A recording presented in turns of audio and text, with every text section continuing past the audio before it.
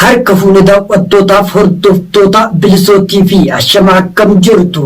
Kun sagantaa keenya kan oduu guyyaa irraati. Sagantaa keenya kan oduu guyyaa irraa waliin Murataa Obsaati. Egaa daawwattootaaf hordoftoota bilisootii fi hamma xumura sagantaa keenyatti nu faana turuu hin dagatina.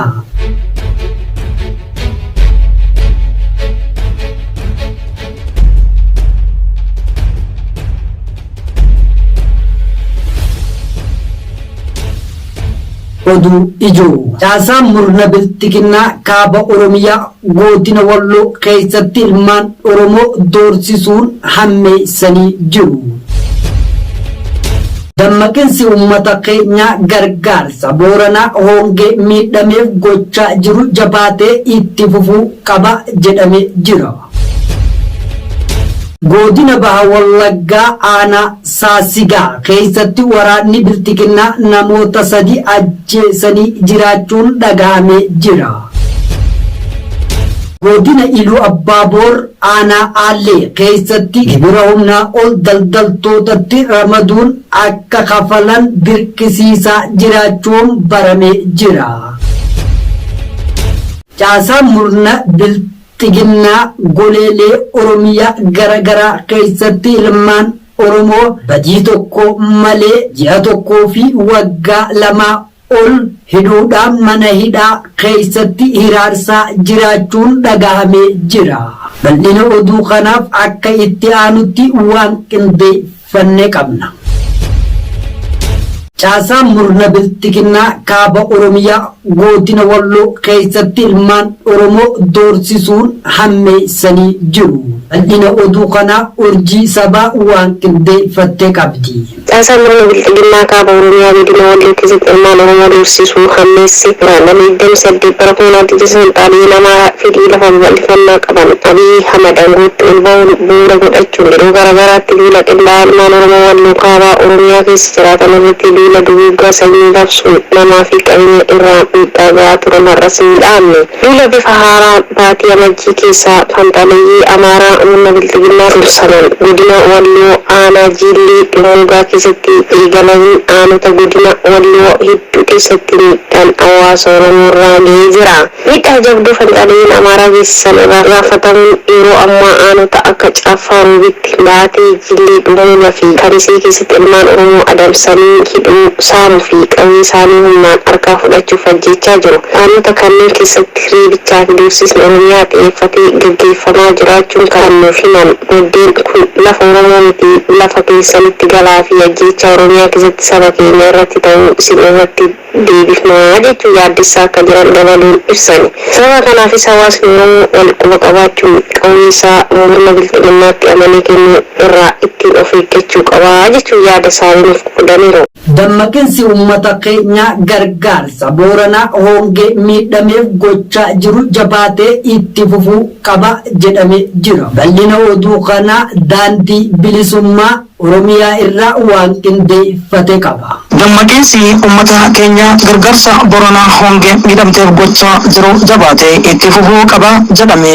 Guraandhala 28 Booranni jiruuf jireenya isaa horii horsiisuun gaggeeffatu hongee waggoota dheeraaf bu'eetiin ture yoo miidhamu mootummaan impaayiritti harka qabu garuu ijaaf gurra isaa Booranii irraa gara galfachuun qamadii Arsiif Baaleetti oomishu biyyoota alaatti erguun rakkoo Oromiyaa irraa ga'aa jiru kana faansuu irratti argama jedhu sabaa himaaliinis ta'ee namoonni ragaa fi hawaasni biyyattiin. Haa ta'uutii garuu Oromoon biyya keessaaf alaa dammaqsuun Boorana baraaruuf hojiin hojjetamaa jiru abdachiisaa ta'uu fi jabaatee itti fufuu akka qabus kan dhaammatanis jiraattota godina Booranaati.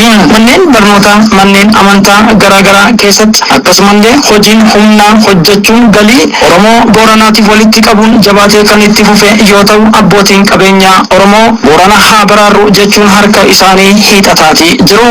Manni Oromoo Booranaa kaaba Keeniyaa keessa jiraatuufis kan sirna bittaa impaayirichaa baqachuun daangaa qaxxaamuranii Keeniyaa keessa qubatanii jiran illee hongee kana rakkoo hamtuuf saaxilamaa kan jiran yoo ta'u keessaa uummanni Oromoo akka Oromootti taasisaa jiru kana keessaa qooddattoo ta'uu akka qabanis himameeti jira. Akkuma kanaan dura barametti maqaa Oromoota Somaalee daangaa Oromiyaarraa buqqa'aniin qarshiin guuramuun akkasumas akkasumallee dhabaan lotorii garaagaraa karaa mana mootummaan gurguramuun kaaznaa mootummaa gabbisaa akka tureef isiin amma bu'aa jiru kun garuu karaa kaadrotaaf dabbaloota bilchiginaa otoo hin taane goriin kallattii uummataa haqaan miidhamaa jiru kanaaf akka ga'uutis dhaammannaa jedhanii. Dina bahaa wallaggaa aanaa Saasiggaa keessatti waraanni bilchiginaa namoota 3 ajjeesan jechuun dhagahame. Guraandhala 28/2023 ilmaan Oromoo qe'ee abbaa isaanii dhooti nagaan ba'anii galuu dhabuun saasan akka baala tarcaa jiraachuu ni ajjeesu siyaasa isaa uummata fudhachiisuuf hojjechaa kan jiru bilchiginaan waraana isaa uummata nagaatti bobbaasuun leengadda guraandhala 26 godina bahaa wallaggaa aanaa Saasiggaa keessatti ilmaan Oromoo 3 lubbuun dhabamsiise. Gocha ajjechaa kana aanaa Saasiggaa ganda haroo foolaatti yeroo lama maqaan isaanii Bushaa Kidaanoo fi Girmaa Badhaasaa kan ajjeesan yoo ta'u aanuma kana keessattis ganda Gaalloo keessattis qeerroo sanyii Kidaanoo jedhamu ajjeesuun reeffaa awwaalcha dhorkuun rakkisaa turaniiru. Saasiggaa keessatti gamtokkoon fiinxaaleeyyiitti bobbaasuun uummata lubbuuf qabeenyaan barbadeessaa gama biraan waraana gurguddaa hidhate uummatatti bobbaasuun ajjechaa suukaneessaa raawwachaa kan jiru murni faashistii PP waggoota 5 kana Oromiyaa dachee dhiigaa gochuun maqaa uummata Oromootiin daldalaa jiraachuu jiraattonni onarraa iyyaafannee Bilisoo TV'tti himaniitii jiru. Godina bahaa wallaggaa aanaa Saasiggaa keessatti waraanni bilchiginaa namoota 3 ajjeesanii jiraachuun dhagahamee jira. Bal'ina oduu kana urjii sabaa waan qindeeffattee qabdi. Godina wallaggaa bahaa aanaa Saasiggaa keessatti waraanni bilchiginaa namoota 3 ajjeesan. Guraandhala 28/2023 ilmaan Oromoo qe'ee abbaa isaanii irratti nagaan ba'anii galuu dadhabuun rasaasan akka baala tarcaa jiru. Murni ajjeesuu siyaasa isaa uummata fudhachiisuuf ajjechaa jiru. Bilchiginaa waraana isaa uummata nagaatti bobbaasaa leengadda guraandhala 26/2023 godina bahaa wallaggaa aanaa Saasiggaa keessatti ilmaan Oromoo 3 lubbuun dhabamsiise. Gocha ajjechaa kana aanaa Saasiggaa ganda horoo faalootti qeerroo 2 maqaan isaanii Bushaa Kidaanoo fi Girmaa Badhaasaa ajjeesan yoo ta'u uumaa kana ganda Gaaloo keessatti qeerroo sanyii Kidaanoo jedhamu ajjeesuun reeffaa awwaalchaa dhorkuun rakkisaa turaniiru. Aanaa Saasiggaa keessattis gamtokkoon fiinxaaleeyyiin itti bobbaasuun uummata lubbuu fi qabeenya barbadeessaa gama biraan waraana meeshaa gurguddaa hidhatee uummatatti bobbaasuun ajjechaa suukaneessaa raawwachaa kan jiru murni faashistii PP waggoota 5 kana Oromiyaa dachee dhiigaa gochuun maqaa Oromoo daldalaa jiraachuun beekama. Godina Iluu Abbaaboor aanaa Aallee keessatti gibira humnaa ol daldaltootatti ramaduun akka kafalan dirqisiisaa jiraachuun baramee jira. Bal'ina oduu kana akka itti aanutti waan qindeeffannee qabna. Godina Iluu Abbaaboor aanaa Aallee keessatti gibira humnaan olii daldaltoota ramaduun akka kafalu dirqisiisaa jiraachuun baramee jira. Guraandhala 28/2023 murni maallaqaan uummata bulchu deeggaruu irraa saamuun barcuma aangoo isaa jabeeffachuu barbaadu. Bilchiginaan maallaqa namoota irraa saamaniin cinaatti maqaa gibiraan daldaltoota irraa maallaqa gurguddoo fudhachaa jiraachuun dhagahamee jira. Murni yeroo cufaa hawaasa maallaqa gaafatu kun torbee darbe qabuun daldaltoota godina Iluu Abbaaboor aanaa Aallee magaalaa Goreetti gibira humnaan olii itti ramaduun hawaasa daldalaa boosisaa jiraachuun dhagahamee jira. Namoota dukkaana xiqqaa hanga gurguddaa qaban jedhanitti qarshii 10,000 hanga 80,000 kan itti ramadan caasaa murna bilchiginaa maqaa waajjira abbaa taayitaa galiiwwan socho'an uummatan dandeenye hin kafalu jedhan mana daldala isaanii irra cufuuf akeekkachiisanii jiraachuun dhagahamee jira. Daldaltoonni magaalaa Goree maallaqa humnaa olii kana hin kafallu jechuun guraandhala 27 barreeffamaan iyyatanis dirqamaan akka kafalan itti himuun waajjira keessaa akka ari'an maddeen Bilisoo TV magaalaa Goree gabaasanii jiru. Caasaan murna bilchiginaa goleelee Oromiyaa garaagaraa keessatti ilmaan Oromoo badii tokko malee ji'a tokkoo fi waggaa 2 ol hidhuudhaan mana hidhaa keessatti hiraarsaa jiraachuun dhagahamee jira. Bal'ina oduu kana daandii bilisummaa Oromiyaa irraa waan qindeeffate qaba. Odeessa gama biraatiin haalli hidhaa Oromiyaaf gidiraan ilmaan Oromoo hedduun jabaatee itti fufeeti jira. Waggoota lama ol akkasumas gadaanaan baatiiwwan jaaf hiraarfamaa kan jiran kutaa bulchiinsa magaalota Shaggar Ammaa jedhamee maqaadhaaf moggaafame kana keessatti gatee ilmaan Oromoo kumaataman lakkaa'amanii kambiiwwan mooraa akkasumas maqaa kambii federaalii fi kambii finxaaleeyyiin kophaatti Oromiyaa irraa dhaabbataniin hiraarfamaa yoo jiran manneen murtii mirga wabii bilisa yakka isaanii irraa bilisa ta'uu ragaa yoo bahanis aangoon mana murtii achumatti calaafamet olaantummaan kan murnoota warra afamuuzii qawwee ta'eet argameeti jira.